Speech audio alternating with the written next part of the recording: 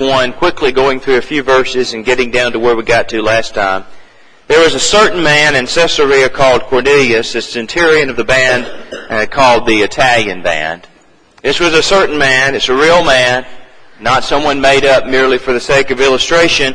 He was a man who lived in Caesarea, which was one of the most important cities in the Roman world. Jerusalem was the most important city in the Jewish world, but Caesarea was the most important city in the land of Palestine as far as the Romans were concerned. It was a place for headquarters for them and for their government.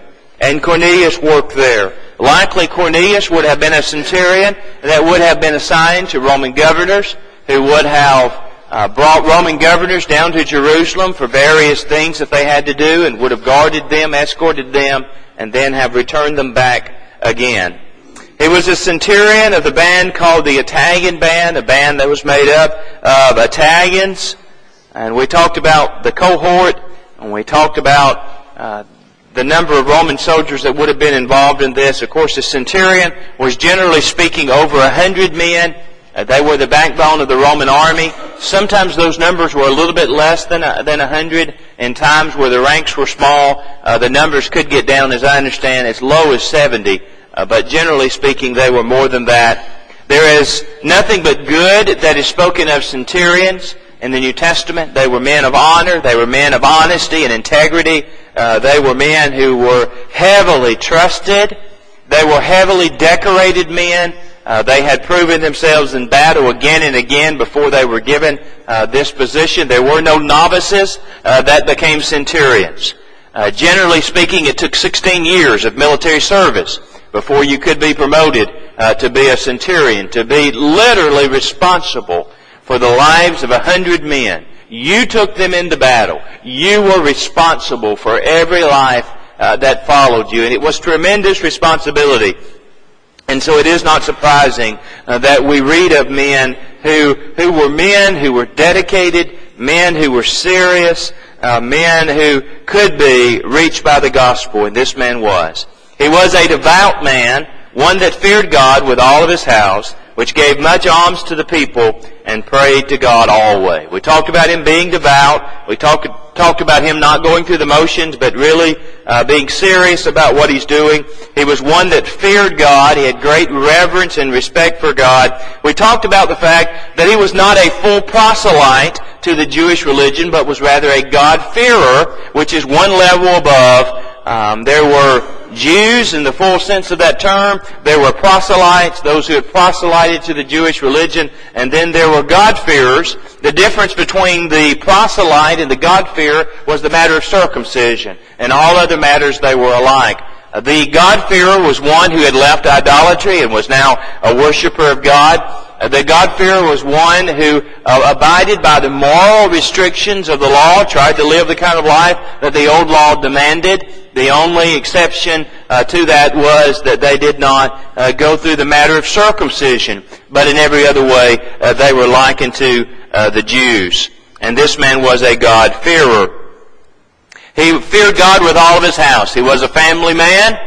Centurions generally were. They received a good salary. They were able to provide for their families. They paid into a burial fund because so many centurions were killed in battle that they paid into a burial fund so that there was money to bury them. There's also money to provide for their family in the case of their death. He gave much alms to the people, which probably are Jews. Here is a Gentile who's given money to the care for the Jews, which tells you something about him. He gave much alms. He didn't merely give a token offering, but he was very free-hearted in giving. He prayed to God always. He was a man of prayer even before his conversion. He was a man who prayed again and again to God. Verse 3, he saw in a vision, evidently about the 9th hour of the day, an angel of God coming in to him and saying unto him, Cornelius. He saw a vision. Later we'll see that Peter saw a trance. There are some differences, of course, between a vision and a trance. And here he sees a vision. He sees a vision about the 9th hour of the day, and we talked about 3rd, 6th, and 9th hours of the day, and the way that they characterized time. These likely were times of prayer. These were 9, 12, and 3, and so this would have been in the afternoon. And by lunchtime the next day, there is a messenger standing at Peter's door, wanting to meet with Peter, that Peter might come back. And so they made a very quick trip over. But it was an angel of God coming into him and saying unto him, Cornelius. Verse 4, and when he looked on him, he was afraid, and said, What is it, Lord? And he said unto him, Thy prayers and thine alms are come up for a memorial before God. He's afraid, as we would be, if someone appears to us in the fashion that they appeared to him. He said, What is it, Lord? And Lord simply is a term of respect. It's not saying that he believed that this angel was the Lord, but he was a superior being, and he was respectful as a military man would be expected to be. What is it, Lord? And he said unto him, Thy prayers and thine alms are come up for a memorial before God. Thy prayers and thine alms. God had been watching. God had been watching this man as this man gave to the care of other people. That's one of the things that God required under the old law, is that individuals care for those round about them. Remember the corners of the field that were left for the care of the widow and for the orphans and for the strangers. And so that's always been a part of God. God has a soft heart, doesn't He? God has a heart that reaches out to people in need and provides for them, and God certainly acknowledges others who do the same. In Galatians chapter 2, you remember the instructions were given. Remember the poor. Keep in mind the poor. Take care of the poor. God honors those that do that. Cornelius was a man who did that. He was a praying man. He was a man that gave alms.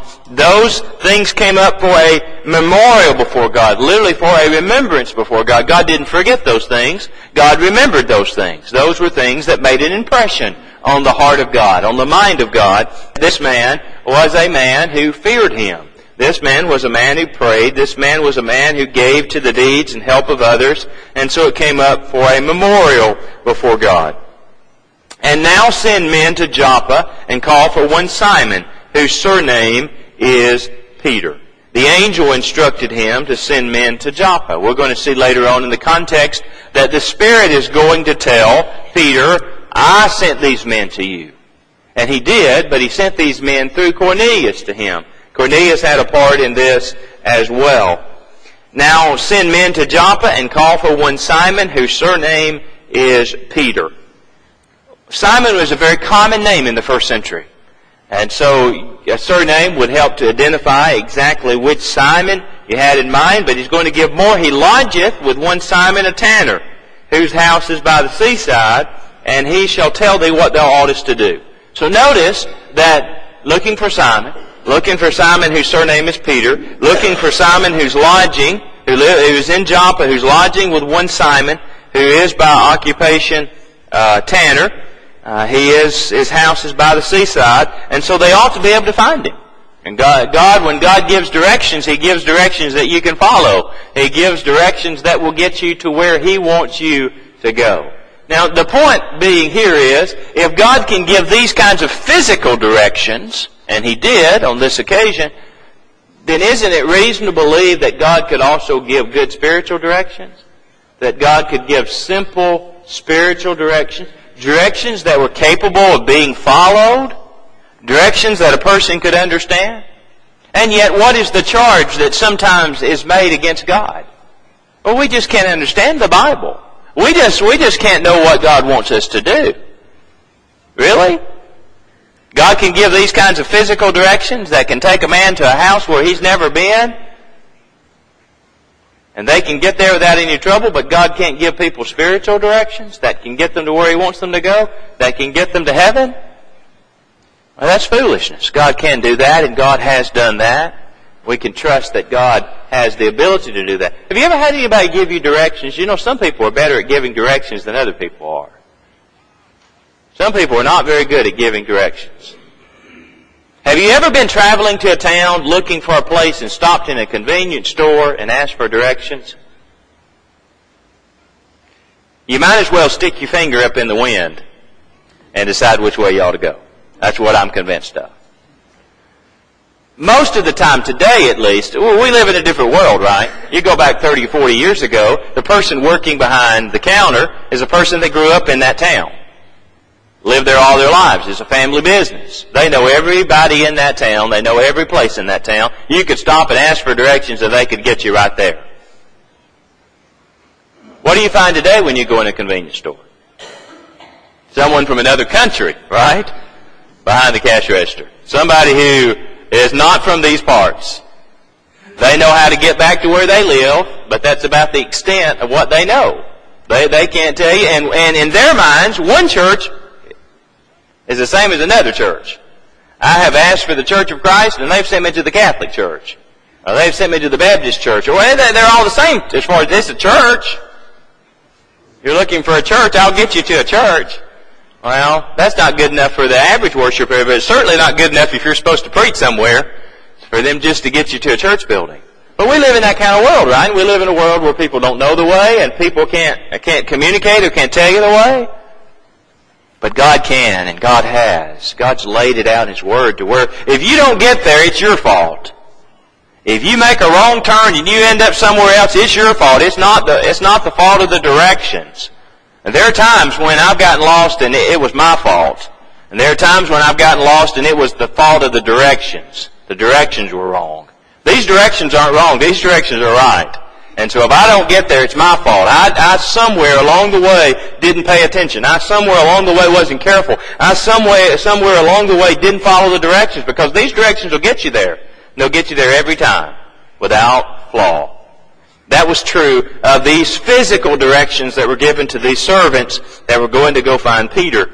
Now, it's important that they find Peter, isn't it? Can they go to just anyone? Now, there are a lot of people in the city of Joppa, and if you went and asked a lot of the people in the city of Joppa, what does Cornelius need to do in order to be saved? He'd get a lot of different answers, wouldn't he? Some would say, well, he needs to be circumcised. He hasn't been. He needs to be. It'll never be acceptable to God unless he goes through that. He's got to be circumcised. Others might give this answer or that answer. But Peter's going to give him the answer from God, the answer that he needs. Notice he lodgeth with one Simon a tanner in verse 6, whose house is by the seaside, and we talked about that. He shall tell thee what thou oughtest to do. Think about that word ought. We don't use that word a lot today, do we? You don't generally hear people talk about you ought to do this or you ought to do that. We might use should or we might use some other word today, but we don't use ought a lot. The Bible uses the word ought, what thou oughtest to do. What's inherent within that word? A couple of things are inherent within that word. Free will is inherent within that word, right? Need, okay. There is a requirement contained within that word. And yet contained within that requirement is still the idea of free will. It's something that you ought to do. It's something that there is a requirement to do, but you can still choose whether you do it or not. You understand both aspects of that. It's something that you ought to do. It's something that you are required to do. If you want a certain thing in response or at the end, then this is something you have to do to get that. But you can choose not to do that. You can choose not to do it and not to get it. But if you want that, this is something that's required. So it is the case today that if you want to be saved, there are some things that you ought to do. If you want salvation, there are some things that you ought to do. There are some things that are required in order to get that salvation. Now you can choose not to do them, and you can choose not to be saved. But if you want to be saved, there are things that you have to do. Well, if Cornelius wanted to be saved, then there's something that he had to do. Bill. The New King James says what you must do. Right. Like you said, the requirement is there. Right. And to be saved, to be right with God, this is what you must do. Absolutely. If you go back to Acts chapter 9 and verse 6 with the conversion of Saul of Tarsus, go into the city and there it shall be told thee what thou, and we could say oughtest to do. But there it's translated what thou must do. It's a requirement. He gets into the city. He's told, now why tarriest thou? Arise and be baptized and wash away thy sins. And so it's the same idea here with this ought, with this requirement that if you want to be saved, then this is what you have to do. Now you can choose not to be saved. You can choose not to sin for this man. You can choose not to do this. It's within your power. But if you make that choice, then you're turning down salvation. You have to have that understanding. Shall tell thee what thou oughtest to do. Notice he shall tell thee. And we're going to make a major point on this as we move through this context, that God's plan was going to be communicated through words. Dwayne? You might want to point out, sure. You plan to point out why the angel didn't just tell him. Right. Right. Very important. It did slow down the process, didn't it? The angel already appeared to him. The angel could have simply made known what God's plan was. But we've already seen earlier in the book of Acts, for example, in the conversion of the Ethiopian nobleman, you remember the angel comes to who? Comes to Philip, right? Doesn't come directly to the eunuch.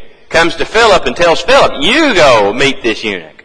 Why could the angel just have gone directly to the eunuch and have delivered that message? You remember Philip was having great success in the city of Samaria. He was baptizing men and women. He even baptized a sorcerer. I mean, he was being successful. Now, he got called away from a very successful meeting, very successful revival in Samaria to go out and meet with one man. And we talked about the logistics of that. Philip's got to leave where he is, and yet somehow he's got to arrive at just the right time to run up beside the chariot of the eunuch. That's a lot involved in that. An angel wouldn't have had that difficulty. An angel could have just shoop, right there, right? Suddenly been right beside the eunuch. As the eunuch is traveling, the chariot didn't even have to stop. All of a sudden the angel's just sitting beside the eunuch. It could have been that easy, right? But that's not the way it was done. Because God has chosen what to save men? Foolishness of preaching. And it doesn't mean that preaching's foolish. Doesn't mean that at all. Now, some preaching is foolish. We've all heard some that was, but that's not what this is talked about. This is talking about the fact that God chose a plan. God chose a way that to man appears foolish. Because if man's thinking about this, what would man say? Just send the angel. Don't bother Philip. Don't bother Peter. Just send the angel. Just do it that way. In fact, that's what man teaches, right? Generally speaking, man teaches, well, God just comes directly and does it. God doesn't have to work through a preacher. God doesn't have to even work through a Bible. God can just do it. And that's one of the points that we want to make about the fact He's going to tell thee. And later on we're going to have great emphasis placed upon words. Many people today, if you were to ask them about whether or not they were saved, they would say yes. And if you start investigating what was involved in what they call their salvation, what would they tell you? They might not mention a preacher at all. They might not mention a Bible or a verse at all. What are they likely to say? They'll say that they believed and they responded. They believed and they responded. There was this time when God spoke to me. Or there was this time when I felt something. There was a time when God laid it on my heart. And I knew that I was saved. They'll say something like that, right? They don't give any reference at all to somebody sat down, opened the Bible, we studied through this, and I came to realize, I came to an understanding, this is what I had to do to be saved. They don't tell you that. Because that's not how they see that process. They see the process, they would see that process as foolishness, right? Well, that's a long, slow process. Why would you have to go through that? Oh, no, my salvation was just instant. It was faster than that. God just told me and I was saved, or God laid it on my heart, or God made me feel, and I had this feeling and I was saved. But you're going to see about Cornelius that it isn't about a feeling. Although I'm sure he feels exactly the emotion of all of this that's going on. We've already seen that he's emotional. He's afraid, right? When this angel appears to him. We've already seen he's soft-hearted. There are a lot of things that tell us he was an emotional man, and yet he's not talking about what he felt, but rather he's talking about what he heard and what he did. Notice verse 7. And when the angel which spake unto Cornelius was departed, he called 2 of his household servants, and a devout soldier of them, that waited on him continually. Now we talked about before, the angel came to Philip, not to the eunuch. This time the angel comes to the man to be saved. So we've even gotten closer to a direct route, and even yet in this case, it's not going to be directly through the angel. It's still going to involve another man. And so he's going to send 2 of his household servants and a devout soldier. We've talked about before that Centurions had a right-hand man. They had a man who stood by them in battle. And this man was being trained to take the place of the centurion should the centurion be killed in battle or at the point of the retirement of the centurion. He was someone who literally the centurion trusted with his life. He was a mentor to this man. And this man was prepared at any moment to assume the responsibility of leading these men in battle. It did not mean that he would automatically be selected to be the centurion. He might not be. He might not have put in the military service to have yet been appointed to that position. But he was a centurion in waiting.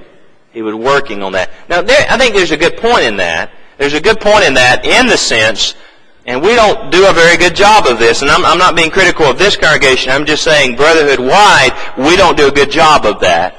We have those who are centurions. We have those who are elders, those who are in positions of authority, those who have responsibilities of leading, those who have responsibilities of discipline, those who have responsibility of training. There are any number of parallels that come across between the centurion and an elder. We've talked about those before. And then we have those who serve under the elders. And there are special servants, of course, called deacons. They serve under the elders. And there are other special servants that are known as ministers or evangelists who serve under the elders. And then there are members. And deacons and ministers are members. They make up the membership as well, but they have special responsibilities. And they meet special qualifications in order to do what they are doing. That does not mean that they are elders in waiting.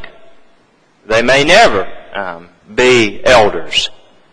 But certainly, you would think that the next elders would be taken from a pool of people who have proven their service. A pool of people who have had responsibilities given to them, and they have fulfilled those responsibilities. They have been dependable. They have been individuals that were self-starters, individuals who got up and did what needed to be done without having to be pushed. Those are people who likely would be in that position of service later on. We don't always do a good job of that. We don't always do a good job of elder deacon, elder preacher, elder whatever relationships. Elders ought to be mentors. They ought to be literally mentoring people, realizing the day's going to come when I'm not going to be serving anymore. And there needs to be men that are ready for that position, need to be ready to serve. Centurions were responsible for making sure that there was someone who could and would take their place when they were gone, if something happened to them. Elders need to be extremely involved in that work today. And I understand, elders go with elders to do things. I understand that. But there are many occasions where it is wise for elders to go with a deacon to do something. To start building relationships between those two individuals, to give training to those individuals so that one day those individuals can take that. We are far too segregated in the body of Christ between elders and deacons and preachers. We're far too segregated. We act as if we're on different teams and involved in different works. We are not. We are not. There should not be conflict between preachers and deacons. Preachers should respect deacons. Deacons should respect preachers. We ought to, it shouldn't be something I'm joking about the deacons. No. And it shouldn't be something deacons are joking about preachers. No. I have respect for the deacons. We have good deacons. We have deacons that are working. We have deacons that meet the qualifications. And there ought to be that kind of cooperation between them. Sometimes there's not. And that's one of the reasons. There are many reasons why we do not have elders in congregations and why we're not producing elders to take the places of elders. But that's a large reason why. We have men who evidently meet the qualifications to be deacons. And there is not a huge gap between meeting the qualifications of being a deacon and meeting the qualifications of being an elder. Many of the qualifications are the same. And so there may be a higher degree that you have to meet those qualifications to be able to be an elder. And there are, of course, some differences as far as those qualifications are concerned. But they're not so great that those men cannot be pulled up, encouraged up, built up to do that if we're working with them and trying to get them to do that. And let's face it, some of the major issues with being able to have men who can serve as an elder have to do with marriage situations and parenting situations and those situations today. Those things probably disqualify more men than anything else from being an elder. Those two things alone. A deacon has those things in hand, right? Because they're a part of his qualifications too. And so you've already ruled out some of the biggest things that keep people from being able to serve. Because the deacon has already got to be developing well on his way in those areas to even be able to be a deacon. And so it's just a matter of growing in some areas that he may not yet have perfected in order to be able to be an elder. But we need to be producing that. And we're blessed here with a number of deacons, and you have been for years blessed with a number of deacons. And so the future ought to be bright if those men are growing and developing to where they could serve as an elder one day. I have a friend that preaches in East Tennessee, and a few years ago he became an elder because they needed elders. And he became an elder, and they have 3 elders, and for some time they have had 3 elders. They're in the process of appointing 2 more men. And so we talked about it the other day, and he said, when we appoint those 2 men, he said, I'm going to step down. He said, I filled a need, I filled a role, and when we get those men into office, and when those men have their feet under them, and those men feel confident, then I'm going to go back to being just a preacher again. And we talked about what a tremendous responsibility would come off of him at that point to be able to focus simply on preaching. And we were joking. He said, yeah, we heard in school that we put into office those who one time will let us go. And that's true. And he said, it may be the case. It may be the case that we put these 2 elders in, and at some point they make the decision to preacher change. But if they do, they do. But I'm thankful that there are men who are qualified and men who are going to serve. And it's going to allow him not to have to serve in that capacity anymore. And that's a blessing. But here is a little congregation. Here's a congregation of about 100 members who is on the verge of having 5 elders, qualified men to serve. And we sit where? Something to think about, right? We sit where? We sit at 320 or whatever it is, and we have 3, and we just got a 3rd, right? So we got some goals ahead of us. We got some things that we need to be doing, right? Doesn't necessarily mean 5's better than 3. 3 can get the job done, but we ought to be producing leaders. We ought to be producing men. We ought to be working. It ought to be a goal where we're working toward that. Cornelius had some people he could depend on. This is a physical sense, but it has spiritual application. They waited on him continually, and when he had declared all these things unto them, he sent them to Joppa. Cornelius makes clear to these servants everything that he knows. Cornelius is a military man, he's a military leader, but he knows in order for them to do this job, they've got to know the details. He informs them. He doesn't say, you go to this house and you bring that man back. No, they know the story. They know everything that goes on because they're going to get questioned about it. And if they're going to get questioned about it, they need to be able to give answers to it. Cornelius informs them. Communication. He says in verse 9, on the morrow, as they went on their journey and drew nigh unto the city, Peter went up into the housetop to pray about the 6th hour. Now here, look what we've seen in the context. ninth hour, sixth hour. These are hours of prayer. Cornelius is a man of prayer, but who else is a man of prayer? Peter is. It takes two men of prayer to get this to work out right. It takes a man who's praying, and his prayer comes up for a memorial. God remembers this man. And now it takes another praying man, and these two praying men are going to get together. God honors that. As they went on their journey, drew nigh into the city, Peter went up into the housetop to pray about the sixth hour. Now, if Peter knew that he was about to have company, he probably wouldn't have gone up on the rooftop, right?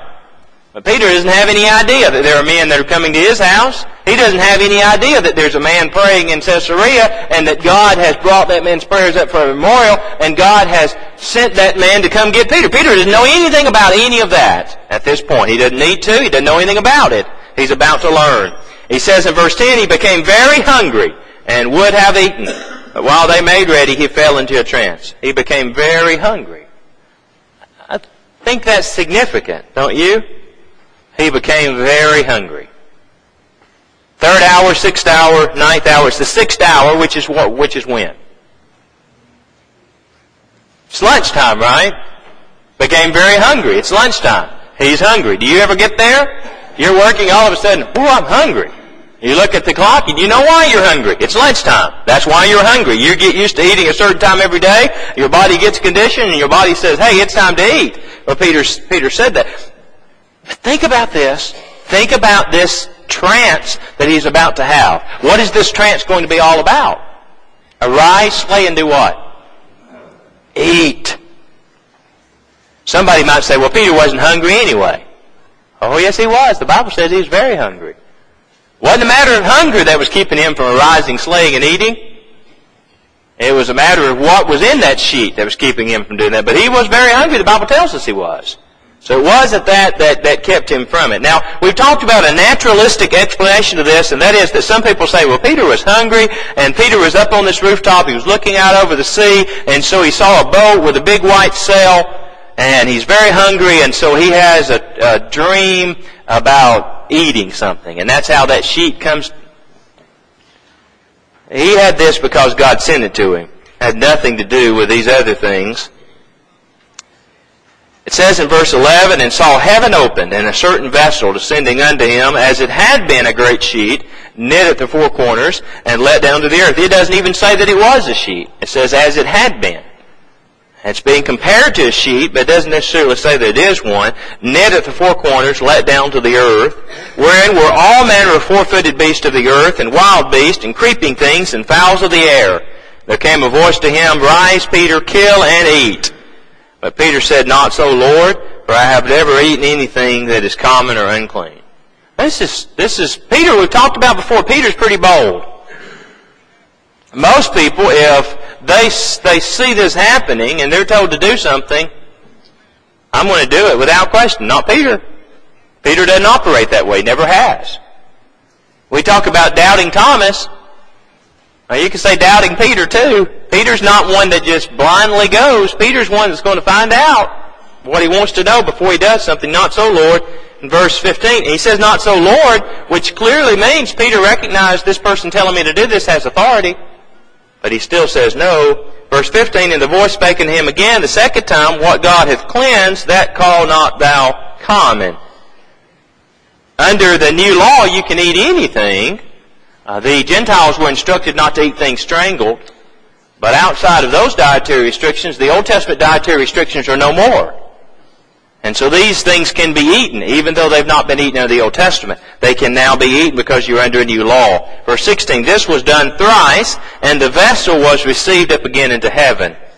Now when Peter doubted in himself what this vision which he had seen should mean, behold, the men which were sent from Cornelius had made inquiry from Simon's house and stood before the gate. Peter sees all of this. Peter still doesn't know what it means. It says in verse 18, And called and asked whether Simon, which was surnamed Peter, were lodged there. While Peter thought on the vision, the Spirit said unto him, Behold, 3 men seek thee.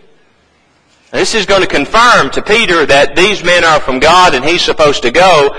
He's told exactly how many men. He's told that they're seeking him even though he doesn't know that they're at the house yet. Verse 20, Arise therefore and get thee down and go with them, doubting nothing, for I have sent thee. doubting nothing. You remember in James chapter 1, James says, let him ask in faith, nothing wavering. For he that wavereth is as a wave of the sea, driven with the wind and tossed. Let not that man think that he shall receive anything of the Lord. A double-minded man is unstable in all of his ways. What God says to Peter is, Peter, don't be double-minded. Peter, don't doubt anything.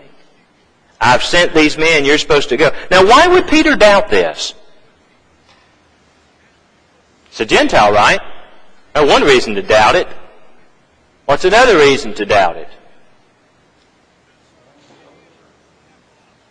He's a Roman soldier. Another reason to doubt it. Another reason to doubt it, right, is Peter's already in a doubtful mindset. He's already been told to rise, slay, and eat, and he said, not so, Lord. That's doubt, isn't it? I mean, a person who doesn't doubt what they're being told does it.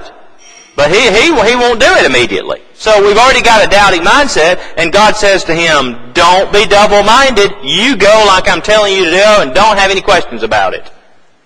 Do it without question. Do it without argument. God's very specific with him, and we'll see that, Lord willing, next time. Thank you for your attention.